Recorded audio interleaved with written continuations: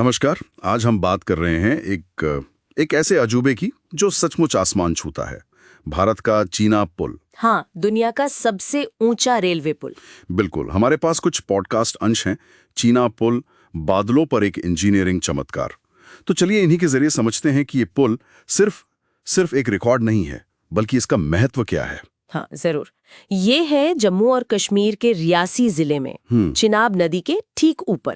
अच्छा। और ऊंचाई नदी तल से 359 मीटर। 359 मीटर। ये तो मतलब एफिल टावर से भी ऊंचा हुआ। हाँ, उससे भी ज्यादा ऊंचा। और ये पूरा पुल, ये स्टील आर्च ब्रिज है, करीब 1.3 किलोमीटर लंबा है। वाह।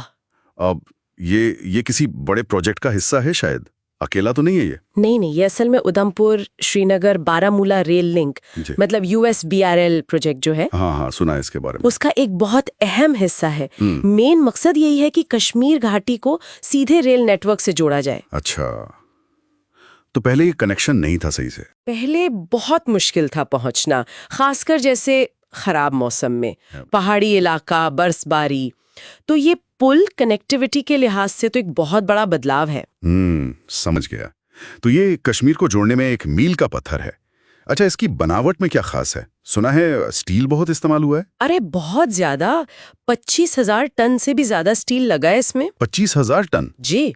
और इसे मतलब मजबूती का बहुत ध्यान रखा गया है।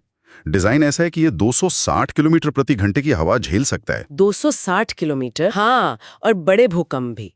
और अंदाजा है कि ये पुल 120 साल से ज्यादा चलेगा। 120 साल? हाँ, ये तो पीढ़ियों तक चलेगा। बनाने में टाइम भी तो लगा होगा। हाँ, काफी समय लगा। काम 2004 में शुरू हुआ था। और वो जो सबसे मुश्किल हिस्सा है, वो मेहराब, वो आर्च, विशाल सी दिखती हैं तस्वीरों में, वो अप्रैल 2021 में पूरी हुई।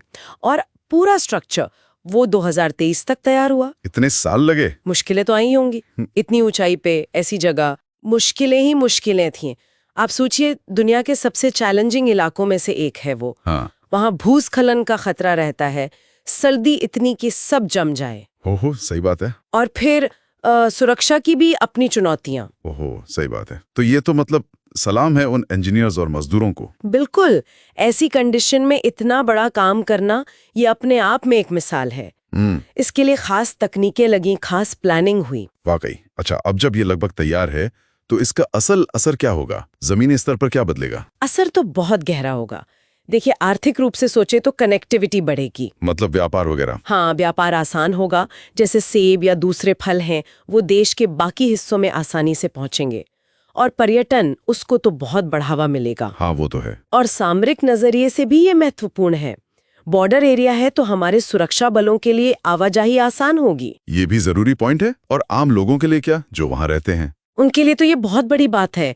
एक तो रोजगार मिला इतने साल, अब आना जाना आसान होगा। हाँ। बच्चों के लिए स्कूल पास होगा, बीमार के लिए अस्पताल, किसानों को अपनी फसल बाजार ले जाने में आसानी होगी। तो मतलब पूरे इलाके की तरक्की होगी, इससे जीवन स्तर सुधरेगा। तो ये सिर्फ एक इंजीनियरिंग का कमाल नहीं, ये एक उम्मीद का पुल है। लोगों को जोड़ रहा है, मौकों को जोड़ रहा है। सही कहा आपने। ये सिर्फ स्टील और कंक्रीट नहीं है, ये इंसानी हिम्मत, नया सोचने की ताकत और इरादे का प्रतीक है। ये दिखाता है कि ठान लें तो क्या नहीं हो सकता। आसमान छूने की चाहत और गहरी खाइयों को पाटने की कहानी है ये। सच में ये सोचने पर मजबूर करता है कि अगर हम इंजीनियरिंग की ऐसी हदें पार कर सकते हैं, तो भविष्य में और क्या-क्या संभव हो सकता है। कौन से ऐसे कनेक्शन बन सकते हैं जिन्हें आज हम शायद सोचते हो कि ये नामुमकिन है। सही कहा। ये पुल हमें शायद यही सोचने का एक नजरिया देता है।